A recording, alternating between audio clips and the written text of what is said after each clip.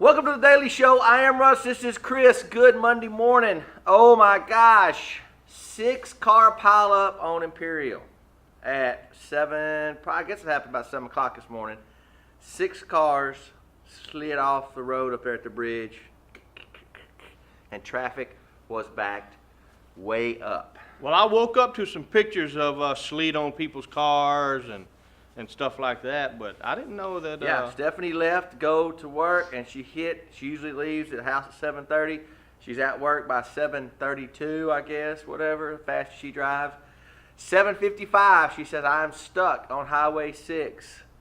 She said it was just backed up. It was just in 6 cars, and when she went by, it had slid off and wrecked and fender bender. So like when they were exiting to get on Imperial or something? It was up. It either had to be right as you're getting off to either circle under, or it had to be right in there. They kind of one stopped, and the next one probably stopped and slid and hit him, but that, I don't understand that. It had to happen on that side, and she's coming on this way. Yeah, no, it happened. Yeah, I'm not sure which side it happened on, but for her, piled up. I'm sure it happened on that side though, because rubberneckers. Oh yeah, you gotta slow down and see what happens. And what's bad is when you finally get up there and you've been cussing them the whole time, you go, oh hell, let me look. Yeah, ain't no doubt. Everybody does it. Speaking of wrecks and crashes, this weekend I crashed and burned by going 1-4 in my picks of the NFL playoffs.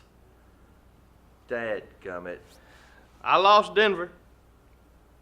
I won Atlanta. I won New England. Who was the other one? Packers and 49ers. I lost that one. I went Green Bay. So I went 50-50. So I lost the juice on that. Golly, Peyton. You Brett Favre this by rolling out to the right and throwing back across your body. Don't do that. I got something to say. Go ahead. Peyton just don't have the velocity anymore. Nope. No, and you knew that from the season. Yeah, you knew that from the start of the season. But in certain situations, it hinders him. There was a couple of out patterns he missed just because he just didn't have it. I understand the heat of the moment. Don't get me wrong. I understand the heat of the moment, and I'm going to thread it in there. But, oh, my gosh, if you just throw it away. Because it's like threading it in there with a rope. Yeah. A dead rope. So that pretty much. Brett Favre'd it. He shouldn't have made that throw. I agree. That's what I'm saying. Throw that ball away, and it was only second down. Throw that ball away, but congratulations to Justin Tucker, University of Texas. Kicked it on through. 47 in the cold, too. It was cold up there. 47-yarder. So, dadgummit. But look at this picture right here. Check this picture out. Classy dude. He waited around. Him and his family, if you read the story, you'll know. He waited around, him and his family, wife, daughter. They went into the Ravens locker room after everybody was gone. The press conference was over. Talked with Ray. Congratulated him. He's scared. He's scared not to talk to him. Oh, he went over there to talk to him. I know. He was scared not to. Yeah. You don't want Ray mad at you.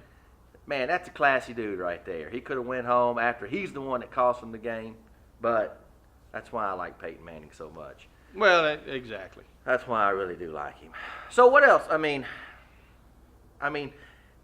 Shout out to the Texans. They had a good run.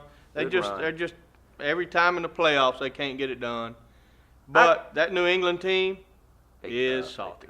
I have a question for all you religious folks. I'm religious, Tim Tebow is a devout family, his whole family, Christian, missionaries, everything. Do you think the Twitter that I'm about to tell you from his younger brother, I apologize, was bad? He goes, am I the only guy that lives in Denver that is happy the Denver Broncos lost? Nah, that's Twitter. what the world is these days. That was his Twitter. You have little jabs all the time. Now, him being such a Christian, I'm sure he didn't want his brother to do it because he don't have anything bad to say about anybody. Right. And his brother and his other brothers, they're all in the ministry, all in the organization of what they do, ministry, missionary work, all that. He does the same stuff. How his football team loses ever? Because the team that put the most faith in God, I'm just going by the conversations and the interviews after the game, usually win. So how Tebow loses ever? I think Tebow's put in that Sodom and Gomorrah city. You know, he's put over there with the Jets, and they all bad. You can't win it. You know, ain't none of them good over there. So, enough football. Women watch this show. Jets suck. Speaking of women, and you, let's go ahead and why don't you go and tell me, since you did watch the Golden Globes last night, or better yet, let's let Meredith do it. Ladies and gentlemen, Meredith, he's already pointing, and I'm still talking. Hot Hollywood Minute. Thanks, guys. I want to talk about the Golden Globes. That was all. It was on TV last night. And I think that Tina Fey and Amy did a great job hosting. They should have been on a little bit more. They're funny girls. But I don't want to talk about the winners. I'll leave that talking to them. I want to talk about the looks of the red carpet. The guys were all in Armani suits, but the whole big thing was bow tie or a regular tie. The guys that couldn't figure out the bow tie went for the regular look, but I want to talk about the women. J-Lo in her new gown with her little lace, y'all can look at her little picture right here. She pulled it off. But I want to talk about that sexy little vixen, Sofia Vergara. She can pull off any look. That beautiful little hourglass figure. They were plugging her Pepsi commercials a bunch. She's a little hottie. She can pull off any little look, and I love it. She usually goes for the same thing. But there's a lot of the good and the bad and the ugly. I'm not going to talk about the ugly. We'll leave that for somebody else to talk about. But the women, all the women that just shot out babies, they were all looking about this big. They were all slim and trim. Chris, can you guys use that same angle on me? Back to you guys. Let's see what y'all have to say. I totally agree with her. You didn't watch it, watch it. Jennifer Lopez and her dress. Did not watch it. But I got some more Globe stuff. I'll be right back. Well, since I didn't watch the Globe, and I can't get into that stuff, man. What I watched was real TV. Pete Rose has a new show called Pete Rose Hit or MRS Misses. He's getting married to an Asian chick who's probably 30 years younger than him. She has 2 kids. And you want to talk about a reality train wreck show? I can only watch my 2 minutes. It was so bad. How these celebrities get reality shows is beyond me. But if you want to watch a horrible show, my new pick, which I won't watch ever again, Pete Rose, Hit or Miss. But let's find out what happened on the Globes. Jodie Foster's speech is what happened. Either you got it or you didn't. And I understand the critics going, oh, it was so heartfelt. Well, the part about her mom that tore everybody up, she's been acting for 5 decades. She started when she was 3. She done a lot of great stuff, but she just rambled and rambled and rambled, and they showed the deal going, wrap it up, shut up. And she just kept talking. Anyway, have a little plan together. If you ever get an award, have a little plan together. Or you'll be like Ben Affleck and just forget to thank the producers and have to send your wife up there later to do it. That's what he did. See? That's why I don't watch that stuff. I think it's all gimmicked and faked anyway. It's all, everybody know who's going to win. It's all about, it'd be like us having a Red Sea TV Family Award. Well, that's all it is. I picked Lincoln to win it all, and they only won Best Actor. And I saw both of them. I saw Argo and this one. But hey, the ones that get congratulations to the winners. I'm glad Argo's made it. I'm glad Lincoln's made it because it was movies that made it down to Waco. But the other two, Summer Impossible or whatever stuff that I didn't even see that are Hotel Marigold. My thing is, if they do not make it worldwide and they're just a critic choice, they should not be in there. If it's not going to be a public deal where everybody votes, which we don't, it's just the critics, then why even?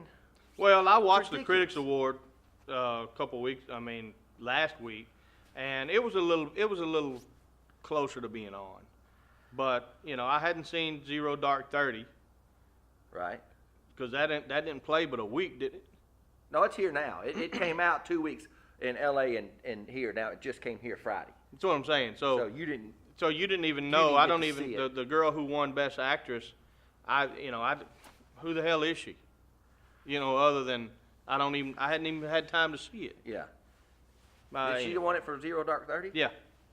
Oh, that's the chick from, oh crap, man, she's been in a bunch of stuff. And then she bashed all the men in L.A. But Ain't nothing wrong with that. But my thing is,